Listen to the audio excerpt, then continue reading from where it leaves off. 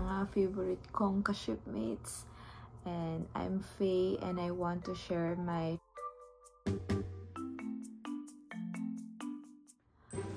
just a little background. Dumating ako dito sa US noong July 9, 2020. Tapos, nag-start ako mag-work sa isang hospital noong August 15 as a medical lab scientist sa isang hospital sa Missouri.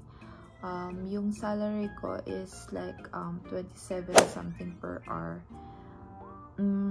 Sa iba, parang maliit yun. Pero I think sa cost of living sa Missouri is enough na yun. Parang malaki na yun sa state na yun.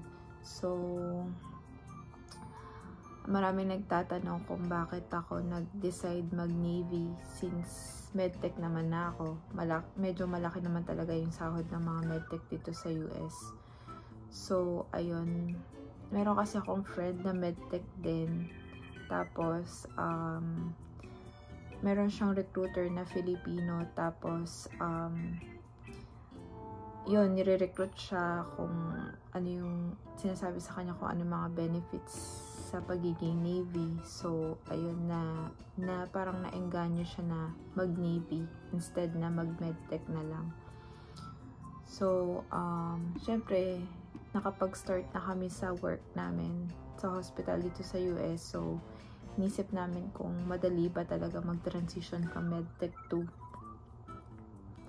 US Navy. So, sabi naman ng recruiter na once kahit na magka-breach of contract kami is basta may letter from the Navy is papayagan naman kami makapag-temporary leave or hindi na magtuloy sa work. Kasi papasok naman kami sa Navy. So, mataas ang tingin nila sa mga taong pumapasok sa Navy. So, ayun.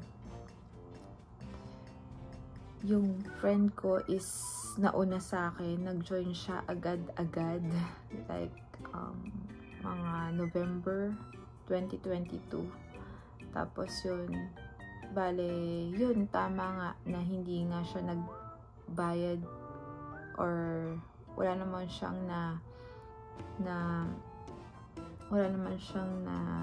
sirang contract because there's a letter from the military. So, ayun. So, nung nakapasok na siya, before siya pumasok, sinabi ko sa kanya na I'm sure makakapasa naman siya. So, parang yun na rin yung basis ko kung pag kinaya niya, so baka kayanin ko rin. So, ayun nga, nakagraduate na siya after 2.5 months, nakagraduate siya. So, yun, sobrang saya. Na proud ako sa kanya. Tapos, yun, binigyan din niya ako ng mga advices kasi, syempre, fresh pa siya sa bootcamp. Tapos, sinabihan niya ako na dapat mag-prepare din ako kahit na nadalian siya. Yun. Tapos, yun. Tapos, sinabi niya sa akin yung mga, like, anong steps kung paano mag-join sa bootcamp. Like, kinausap din ako ng same recruiter.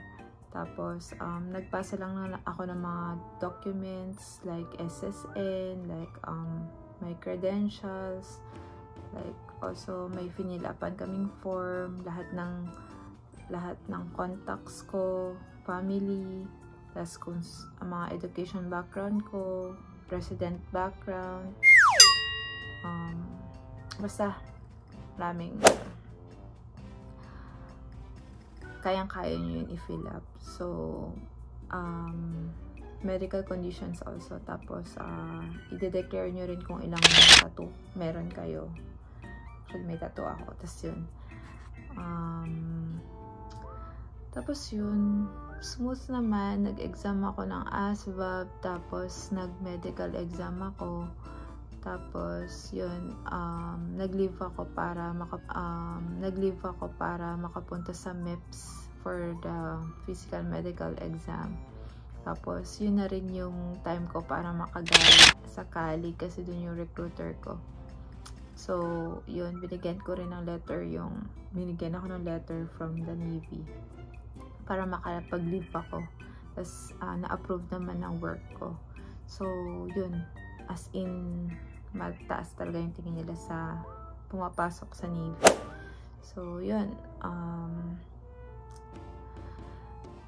during process ko sa MEPS, so okay na, tapos na, magsiswear in na ako, pipili na lang ako ng rate na pasok sa score ko. So unfortunately, hindi ko nakuha yung gusto kong rate na as a corpsman. Pwede mo makuha yung rate na gusto mo, kaso nagkataon super puno na daw. And then ayun, so yun,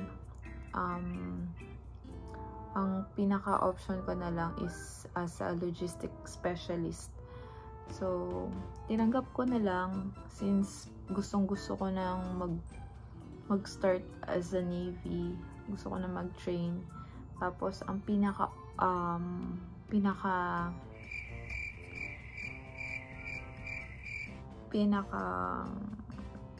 maagang date nun is March 29, which is before pa ng birthday ng nanay ko. Pero, ayun, yun na yung kinuha ko kasi gustong-gusto ko na talagang pumasok. Ewan ko, super may gusto kong patunayan that time. Tapos yun, kasi ayoko na talagang patagalin eh. So, feeling ko blessing na rin na logistics specialist yung kinuha kong option. And there's always a reason for everything. 1 year pa lang naman ako, pero sabi naman nila yun, so far so good naman ako dito sa command ko. So nag-enjoy naman ako being a logistics specialist.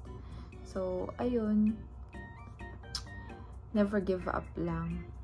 Kung kinaya ko nga eh, baka kayanin nyo. Hindi nga ako physically fit eh, pero kung di mo naman i-effortan yung bagay, hindi mo naman makukuha yung gusto mo. So yun, doon ko napatunayan na kailangan talaga pinaghihirapan lahat. So yun, kung sa previous video ko is binigay ko yung 10 bootcamp preparations ko before joining bootcamp. Sa next video ko naman, medyo mas detailed siya, as in yung bootcamp experience ko, para naman may idea yung mga gustong pumasok sa Navy kung ano talagang may expect nila sa loob. So ayun, thank you sa pakikinig.